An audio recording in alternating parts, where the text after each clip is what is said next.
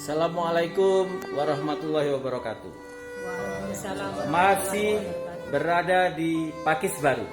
Saya bersama Ibu Wins yang mula-mula saya kenal di rumahnya dan saya disuguhi kopi Tokawi.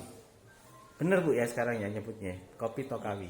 Hari ini saya berada di SMK 1 Nawangan, ingin menyaksikan apa-apa yang pernah kita bicarakan.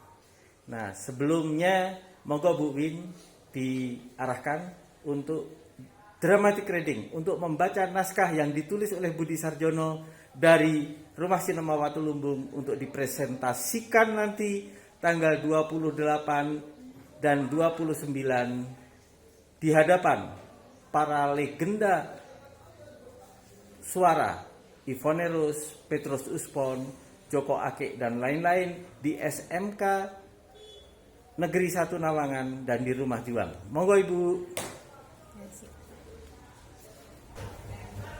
Kami komunitas budaya Watulumbung bersama putra-putri pelaku sejarah dan Yayasan Roto Suwarno mempersembahkan Jejak Langkah Sudirman.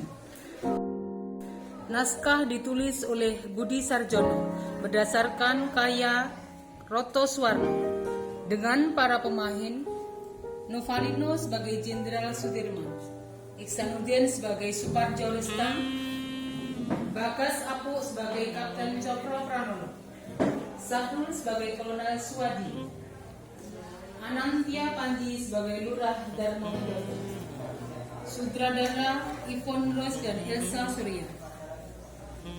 Program ini dipersembahkan oleh Boy Rifai dan Gembong Suwarno.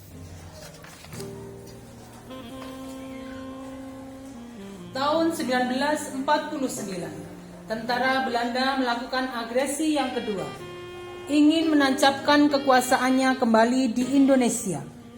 Mereka tidak mengakui kemerdekaan Republik Indonesia yang sudah diproklamasikan tahun 1945. Tentara Belanda di bawah komando Kolonel Van Langen semakin nekat. Ia menangkap Presiden Soekarno, Wakil Presiden Bung Hatta, dan sejumlah menteri. Namun negara Republik Indonesia tidak runtuh karenanya. Sejumlah tokoh mendirikan Pemerintah Darurat Republik Indonesia atau PDRI di Sumatera Barat.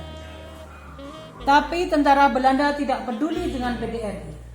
Mereka masih mengincar satu orang sebagai kunci untuk menaklukkan Republik Indonesia. Sesuai hukum militer, jika Panglima Perang menyerah, maka itu tanda bahwa seluruh negara menyerah. Namun Belanda kecelek.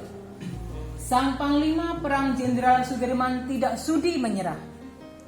Ia memimpin anak buahnya melakukan perang gerilya, pindah dari satu tempat ke tempat lain yang lebih aman, hingga akhirnya bersama rombongan beliau sampai di Sobo, Pakis Baru, Pacitan. Di tempat itulah Sang Panglima mengeluarkan amanat pada para komandan satuan. Saya, Panglima Besar Angkatan Perang Republik Indonesia, menyampaikan amanat pada para komandan satuan. 1. Tunaikan sumpah dan tugas kewajibanmu sebagai prajurit negara Republik Indonesia yang sanggup menjamin keamanan dan keselamatan nusa dan bangsanya. 2. Jagalah persatuan dalam tentara, sehingga tentara kita menjadi utuh satu dan merupakan suatu benteng yang kokoh dan kuat dalam menghadapi siapapun juga. 3. Peliharalah dengan penuh ikhlas hati dan rasa taat disiplin dalam tentara kita.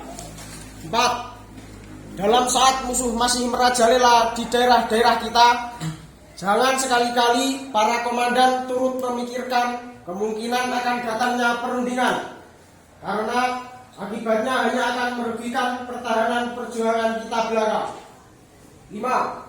Ingat dan insaflah bahwa penderitaan pahit semenjak tanggal 19 Desember 1948 itu disebabkan karena sebagian besar